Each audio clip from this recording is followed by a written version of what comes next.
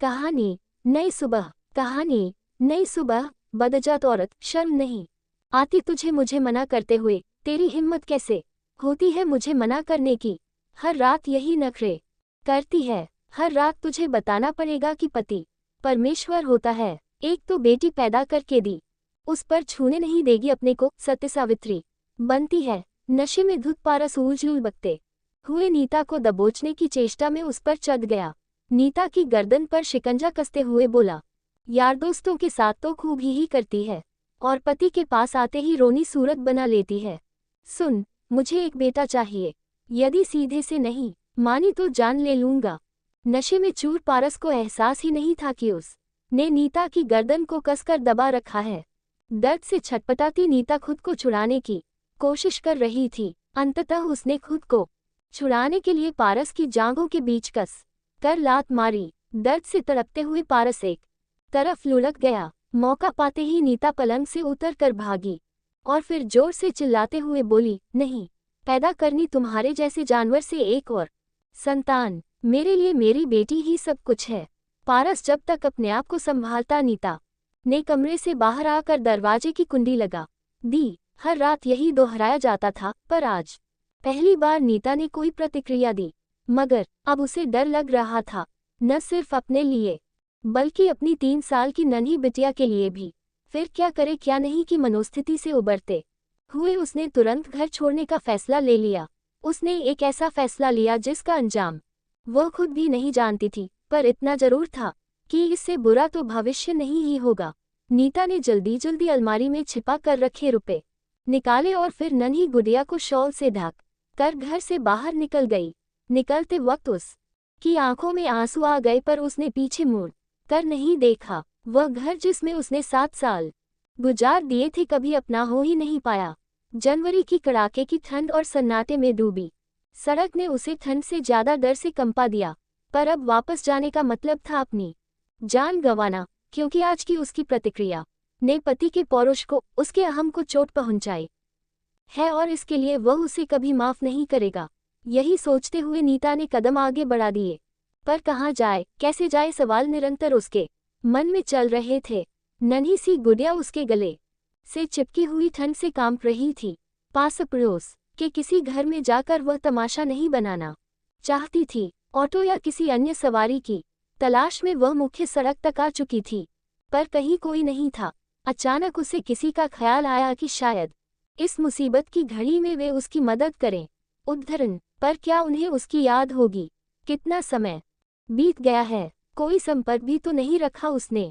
जो भी हो एक बार कोशिश करके देखती हूँ, उसने मन ही मन सोचा। आसपास कोई भूत न देख नीता थोड़ा आगे बढ़ गई। मोड़ पर ही एक निजी अस्पताल था, शायद वहां से फोन कर सके। सामने लगे साइन बोर्ड को देखकर नीता ने आश्वस्त होकर तेजी से अपने कदम उस ओर बढ़ा दिए, पर किसी ने फोन नहीं करने दिया या मयंक जी ने फोन नहीं उठाया तो रात भी तो कितनी हो गई है। ये सब सोचते हुए नीता ने अस्पताल में प्रवेश किया। स्वागत कक्ष की कुर्सी पर एक नर्स बैठी ऊँघ रही थी। माफ कीजिएगा, अपने ठंड से जमे हाथ से उसे धीरे से हिलाते हुए नीता ने कहा, कौन है? चौंकते हुए नर्स ने पूछा। फिर नीता को बच्ची के साथ देख उसे लगा कि कोई मरीज है, अतः अपनी व्यावसायिक मुस्कान बिखेरते हुए पूछा, मैं आपकी क्या मदद कर सकती हूँ? जी, मुझे एक जरूरी फोन करना है, नीता ने विनती भरे स्वर में कहा। पहले तो नर्स ने आनाकानी की, पर फिर उसका मन पसीज गया, अतः उसने फोन आगे कर दिया। गुड़िया को वहीं सोफे पर लिटाकर नीता ने मयंक जी का नंबर मिलाया। घंटी बजती रही पर फोन किसी ने नहीं उठाया। नीता का दिल डूबने लगा कि कहीं नंबर बदल तो नहीं गया है। अब कैसे वह बचाएगी खुद को और इस नन्ही सी जान को? उसने एक बार फिर से नंबर मिलाया। उधर घंटी बजती रही और इधर तरह तरह के संशय नीता के मन में चलते रहे। निराश होकर वह रिसीवर रखने ही वाली थी कि दूसरी तरफ से वही जानी पहचानी आवाज आए, हेलो। नीता सोच में पड़ गई कि बोले या नहीं। तभी फिर हेलो की आवाज ने उसकी तंद्रा तोड़ी, तो उसने धीरे से कहा, मैं नीता। तुमने इतनी रात गए फोन किया और वह भी अनजान नंबर से। सब ठीक तो है? तुम कैसी हो? गुड़िया कैसी है? पार्स जी कहाँ हैं? ढेरों सवाल मयंक ने एक ही सांस में पूछ डाले। जी, मैं जीवन ज्योति अस्पताल में हूँ। क्या आप अभी यहाँ आ सकते हैं? नीता ने रुंधे गले से पूछा। हाँ, मैं अभी आ रहा हूँ, तुम वहीं इंतजार करो, कह मयंक ने रिसीवर रख दिया। नीता ने रिसीवर रखकर नर्स से फोन के भुगतान के लिए पूछा तो नर्स ने मना करते हुए कहा, मैडम आप आराम से बैठ जाएं, लगता है आप किसी हादसे का शिकार हैं। नर्स की पैनी नजरों को अपनी गर्दन पर महसूस कर नीता ने गर्दन को आंचल से ढक लिया। नर्स द्वारा कॉफी दिए जाने पर नीता चौंक गई। पी लीजिए मैडम, बहुत ठंड है, नर्स बोली। गरम कॉफी ने नीता को थोड़ी राहत दी। फिर वह नर्स की सहृदयता पर मुस्कुरा दी। इसी बीच मयंक अस्पताल पहुंच गए। आते ही उन्होंने गुड़िया के बारे में पूछा। नीता ने सो रही गुड़िया की तरफ इशारा किया तो मयंक ने लपक कर उसे गोद में उठा लिया। नर्स ने धीरे से मयंक को बताया कि संभवतः किसी ने नीता के साथ दुर्व्यवहार किया है, क्योंकि इनके गले पर नीला निशान पड़ा है। नर्स को धन्यवाद देते हुए मयंक ने गुड़िया को और कसकर चिपका लिया। बाहर निकलते ही नीता ठंड से कांप उठी। तभी मयंक ने उसे अपनी जैकेट देते हुए कहा, पहन लो वरना ठंड लग जाएगी। नीता ने चुपचाप जैकेट पहन ली और उनके पीछे चल पड़ी। कार की पिछली सीट पर गुड़िया को लिटाते हुए मयंक ने नीता को बैठने को कहा, फिर खुद ड्राइविंग सीट पर बैठ गए। मयंक के घर पहुंचने तक दोनों खामोश रहे।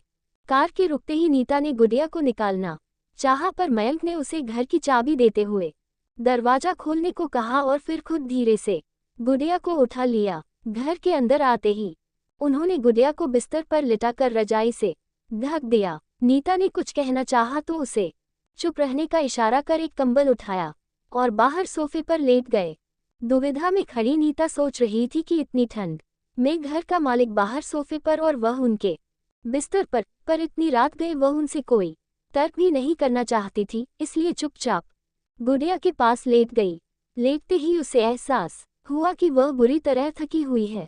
आंखें बंद करते ही नींद ने दबोच लिया। सुबह रसोई में बर्तनों की आवाज से नीता की नींद खुल गई। बाहर निकलकर देखा मयंक चाय नाश्ते की तैयारी कर रहे थे। नीता शॉल ओढ़कर रसोई में आए और धीरे से बोली, आप तैयार हो जाएं, ये सब मैं कर देती हूँ, मुझे आदत है, तुम थोड़ी देर और सो लो, मयंक ने जवाब दिया। नीता ने अपनी भर आए आंखों से मयंक की तरफ देखा। इन आंखों के आगे वे पहले भी हार जाते थे और आज भी हार गए। फिर चुपचाप बाहर निकल गए।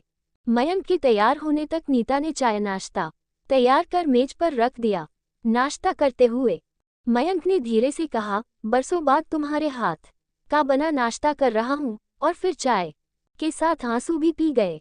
जाते जाते नीता की तरफ देख बोले, मैं लंच ऑफिस में करता हूँ, तुम अपना और गुड़िया का ख्याल रखना और थोड़ी देर सो लेना। और फिर ऑफिस चले गए। दूर तक नीता की नजरें उन्हें जाते हुए देखती रहीं, ठीक वैसे ही जैसे 3 साल पहले देखा करती थी। जब वे पड़ोसी थे तब कई बार मयंक ने नीता को पारस की क्रूरता से बचाया था। इसी दौरान दोनों के दिल में एक दूसरे के प्रति कोमल भावनाएं पनपी थी, पर नीता को उसकी मर्यादा ने और मयंक को उसके प्यार ने कभी इजहार नहीं करने दिया, क्योंकि मयंक नीता की बहुत इज्जत भी करते थे। वे नहीं चाहते थे कि उनके कारण नीता किसी मुसीबत में फंस जाए। यही सब सोचते आंखों में भर आए आंसुओं को पोंछकर नीता ने दरवाजा बंद किया और फिर गुड़िया के पास आकर लेट गई। पता नहीं कितनी देर सोती रही। गुड़िया के रोने से नींद खुली तो देखा 11 बजे रहे थे। जल्दी से उठकर उसने गुड़िया को गर्म पानी से नहलाया और फिर दूध गर्म करके दिया। बाद में पूरे घर को व्यवस्थित कर खुद नहाने गई। पहनने को कुछ नहीं मिला तो सकुचाते हुए मयंक की अलमारी से उनका ट्रैक सूट निकाल कर पहन लिया और फिर टीवी चालू कर दिया।